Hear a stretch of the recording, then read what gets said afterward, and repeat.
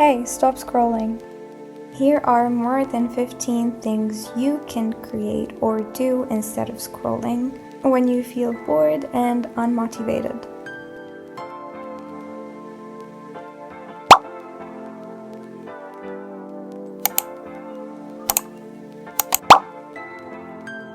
Something really cute you can create instead of being on your phone for a whole day is some stickers. So I printed those out of Canva. I picked the cute pink ones. I cut them out. The rule of thumb is 1 layer of parchment paper, 1 layer of tape, your stickers, and then another layer of clear tape. And that's basically all you have to do. You get to cut them out and ta-da, you have super cool, cute stickers you can literally stick anywhere. So this is how mine turned out, and I decided to use them to decorate an old phone case I had.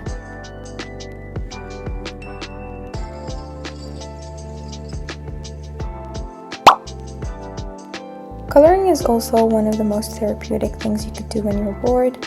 I decided to print these out of Canva and color them. And it was really fun. Excuse my absent talent in coloring, I'm really not a pro, but it was really satisfying to color and pick out colors. And when you finish, like the ending result with everything, colored and colorful and everything, it's really rewarding. So I highly recommend trying it out.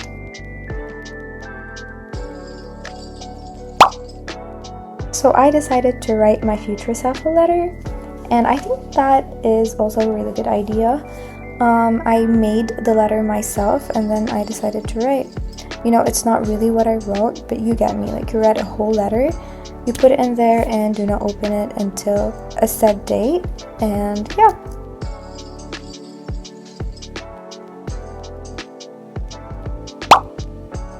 So I started by outlining and cutting out the frame shape from a sturdy piece of cardboard, and then I covered it with red and white pattern paper to decorate it.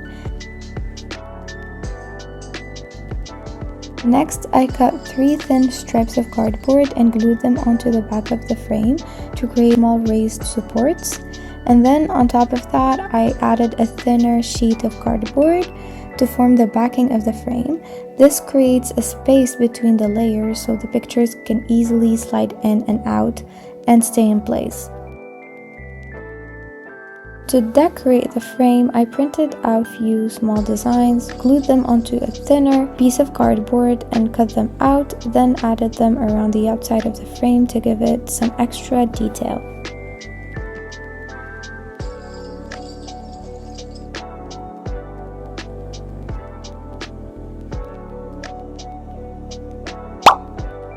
You can always make cute cards if you feel like you want to be creative, but that you don't really want to do something that's really hard or go out of your comfort zone. I have for you 2 little tutorials. It's either this one with the envelope and the flowers, or a super pretty pop-up card moment. It's a really cute card that looks so much better actually in real life.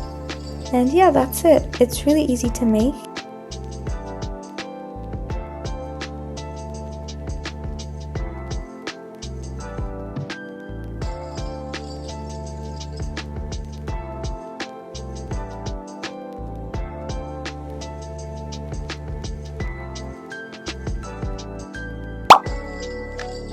It is always a good idea to start something new and try something new when you're bored, and I've never painted with watercolors and I'm very much of a beginner, but I decided to give it a shot and I think it's a really good idea.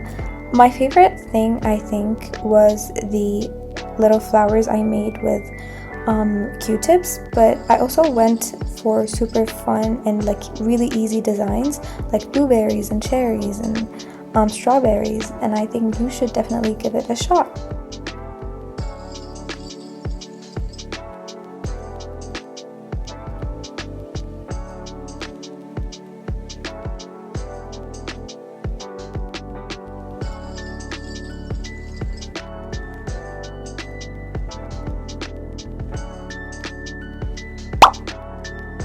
I love making things out of air dry clay, especially when I get to use them and they are fully functional. So I made this jewelry tray that I literally use every day, and it's super easy to make.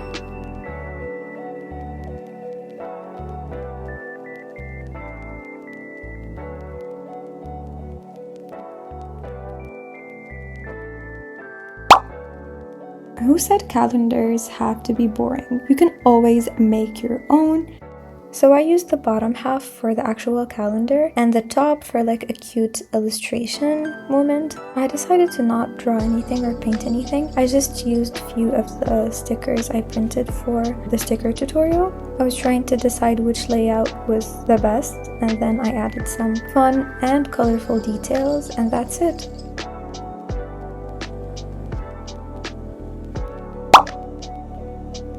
Hanging out with your friends is always a good idea, and here I'm sharing with you some footage of one of my really good friends' birthday. It was really fun and we enjoyed it. So I made a scrunchie out of an old pair of pants I was not wearing anymore. Start by sewing the fabric together along the edges to form a long tube.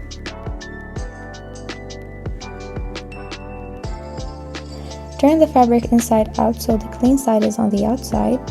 Thread an elastic bend through the tube, making sure it goes all the way around. Adjust the elastic to your preferred tightness, then cut off any extras. Tie the two ends together and close the opening of the scrunchie by stitching it neat shut, and that's it.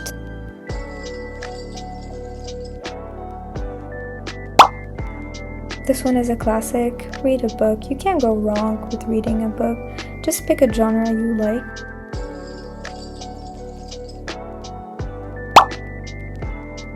I think I will never shut up about making paper flowers, but I truly think it's one of the best things you could do when you're bored, especially if you decide to make a bouquet.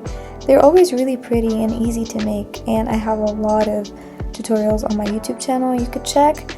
And I made several paper flower bouquets, and they are absolutely stunning, and the process even is really rewarding.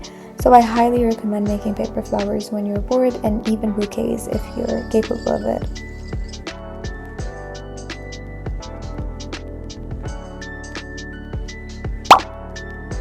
Trying new things feels scary, but I highly recommend you try a new sport. It's super fun and we had a blast. I think going for a walk or a ride is always a good idea. I like to do this when I feel a little bit bored or irritated. I just breathe in some fresh air and let my mind go quiet for a while. When I was young, I loved making those beaded bracelets. They were so fun, and they still are, and I truly believe they are such a cute accessory to add to your summer outfits. Here I made this one with kind of a cherry vibe.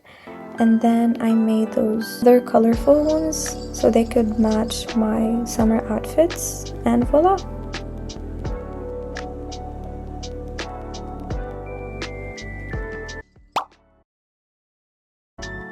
Isn't this the cutest idea ever? Like making a teacup shaped bookmark. I started by outlining the teacup and the little thing that comes with the tea bag.